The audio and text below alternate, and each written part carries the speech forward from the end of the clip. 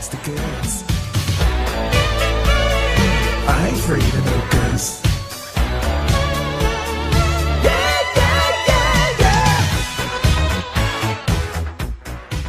What's going on, Nintendo fans? Welcome to our newest web series called Nintendo Enthusiast Lookbacks. I'm Shawn Long. I'm an editor at NintendoEnthusiast.com, and this is yet another new YouTube series that we're introducing.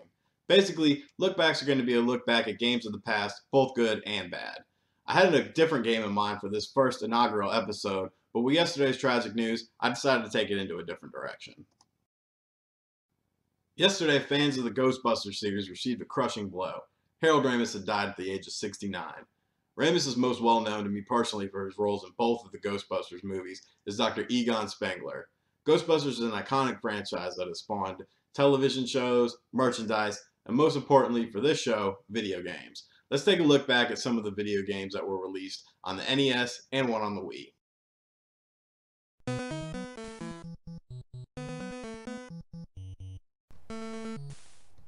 Ghostbusters debuted on the NES, and it sucked. Bad. It's quite possibly one of the worst movie tie-in games I've ever seen and played. Just look at it. It's hideous. It sounds bad.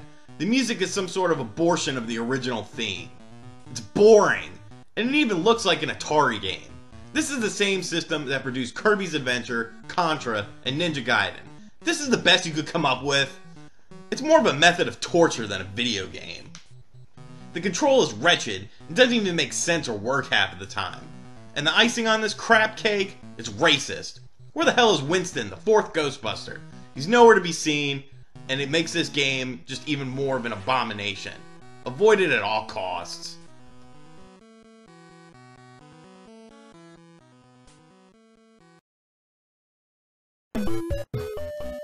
Another movie, another game. Ghostbusters 2 was released on the NES, and right off the bat, the racism is depleted. We have Winston, folks. And the music is a little better. But besides that, this is another terrible movie-based game that's just a chore to play. Avoid obstacles. Collect Ghostbuster logos? What does that even mean? Remember the scene where Peter Venkman has to avoid the obstacles while driving? Yeah, neither do I. Ghostbusters 2 admittedly does look a little better than its predecessor, but that's like saying it's better to step in a fresh dog biscuit than it is to step in a day-old one. They both suck, and it's better to avoid them than to deal with them.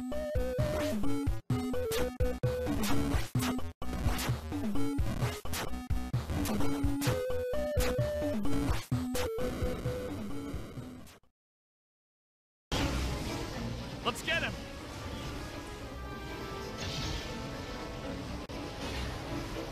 Now this is more like it. Ghostbusters the video game was a fantastic game. It was fully voiced by all of the original cast and was a true fan service to the die-hard Ghostbusters audience. It almost felt like a new Ghostbusters movie, touching on subjects from the original film and its sequel. You played as a new recruit and followed the team through a variety of situations, and it was just very well done. The PS3 and Xbox 360 versions featured realistic graphics, while the Wii version developed by Zen Studios was done in a cartoon style. For some reason, this led people to believe that the PS3 and 360 versions were the better versions, while the Wii was aimed at the kids even though everything besides the graphics were the same. I completely disagree though. Ghostbusters was never a gritty experience in the movies, it was a fun and lighthearted experience. It wasn't supposed to scare you, it was supposed to entertain you and make you laugh and smile. The Wii version also had the motion controls, making it as close to using a proton beam as you will ever get. Also, the kids who watched the movies at their original release were the same kids who watched the cartoon that spawned from it, so to think the Wii version was inferior in any way is idiotic, unless you wanted the online co-op features that was only in the PS3 and 360 versions.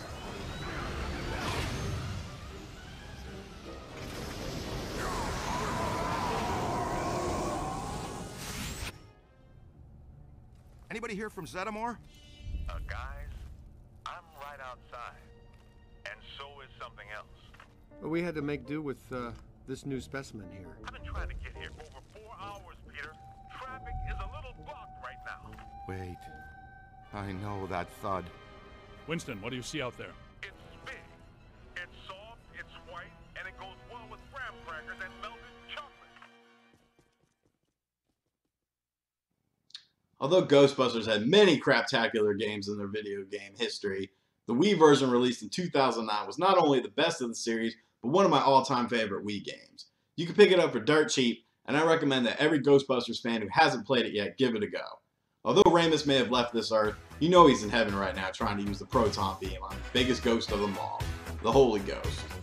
Godspeed, Harold.